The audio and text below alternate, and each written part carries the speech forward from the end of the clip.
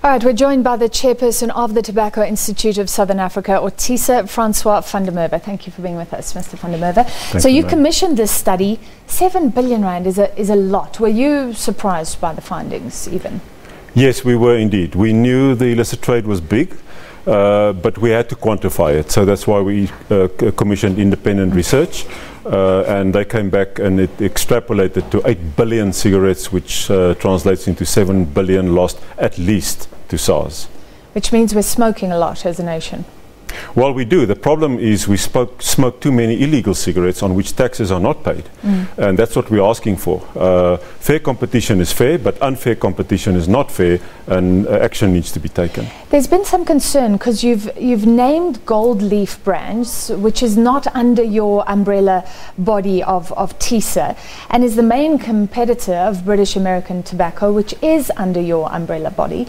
Was this about fingering competitors at all?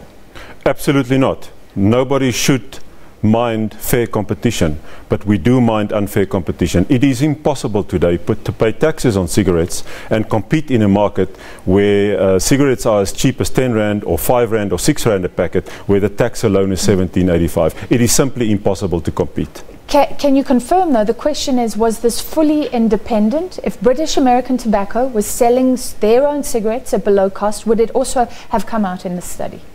Yes, indeed. Our instruction and mandate to Ipsos was, you go into the market, regardless of brand, come and tell me which brands and what volumes do you find selling below the tax rates, the minimum tax rates to government. Okay, so no interference. Absolutely no interference.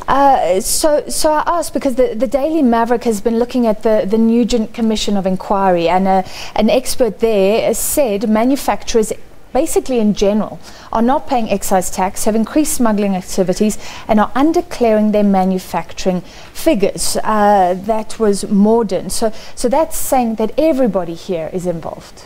No, everybody is not involved. We worked with SARS to the point where in 2014 they announced Project Honey Badger. Project Honey Badger was to investigate all cigarette companies, and we welcomed that. We encourage SARS to, when you start investigating, just investigate everybody to see if everybody is complying. But at that point, the previous commissioner was appointed, and with all the politics happening in SARS, state capture and all those things, those investigations were stopped. We believe now, and we heard that there was instruction to stop investigations into cigarette companies. And that's why illicit trade flourished over the past 3 years. We have hope with the new commissioner, but that's why we also commissioned research to say, well, give us a fresh look at the market, regardless of brands, so that I can take that information to SARS and to the new acting commissioner and say to him, you know, we can partner on this. You're losing money. The legal industry is bleeding volumes. We can't compete with an illegal industry. You need to help us. Okay, so you would welcome an efficient SARS that goes equally after every company and finds illicit trade wherever it may be? Absolutely, and we made it very clear to SARS that our proposal that could be implemented immediately is to place SARS officials immediately tomorrow in all cigarette factories in this country. My members, not my members, regardless. All right, so for people out there, what you're basically saying is if you're paying anything below about 18 rand, you're buying something that's illegal. Is that the litmus test?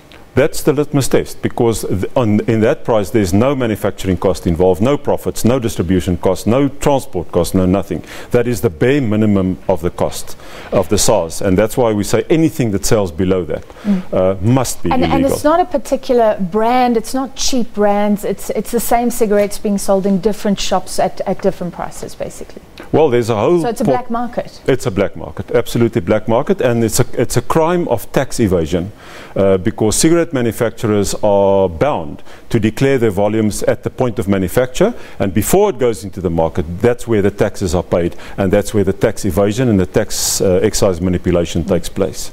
How is the 7 billion calculated? Well, if you, the market research tells me the volumes are 8 billion that will be sold in this market today. Now, you can make a calculation by dividing the 8 billion into 20, by 20, that gives you a pack of cigarettes, times that by 17.85, that gives you a minimum of 7 billion rand loss to SARS. But that's only excise and VAT. That excludes income tax that should have been paid by companies and so on and so forth. Yeah. And these calculations compared to previous years based on, I'm interested in people smoking more or less in volumes of sales? This is where the problem lies. Everybody, including the health fraternity, says that consumption is not really declining. But the legal industry is bleeding. The legal industry lost 20% of volumes over the past 5 years. So the volumes must come from somewhere. So the conclusion is that it must come from illicit, from the black market. And it is no wonder, because cheap cigarettes, South Africa now is the cheapest cigarette in the world, which makes it accessible to children, the vulnerable, the very people you do not want to start smoking.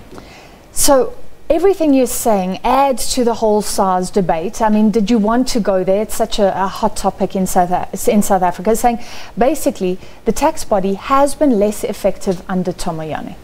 The tax body has been very ineffective under Tomoyane, unfortunately.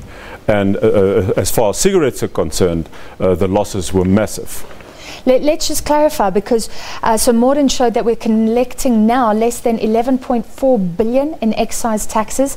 That's less than we were collecting in 2013. And you're saying people aren't smoking less, definitely. No, definitely not. Even National Treasury recently in Parliament said their income is declining from excise. There's a gap. Consumption is not declining, so the gap must be illicit. Everybody says it must be illicit. So government should actually do this research, but they don't. And we went out and said, okay, well, let us commission independent research so that we can partner with government and say, this is our part, because we will see the demise of the legal industry within 2-3 years if urgent action is not taken right now. Are you glad you've done this research? Because there have been the claims, you know, you're naming competitors and things like that. Is it something you'll continue to do? Well, we have to, because if we want to build this country, we want to make sure that everybody complies. And if you want to operate in the tobacco industry in this country, you've got to at least abide by the laws. And some of those laws are tax laws. You've got to pay your tax, which government needs, and which then opens up the market for a level playing field where everybody compete with their brands, distribution, quality, and all those things. All right. Thank you so much for your time this evening. That was the chairman of the Tobacco Institute of Southern Africa, TISA. Bongani. Thank you, Francis.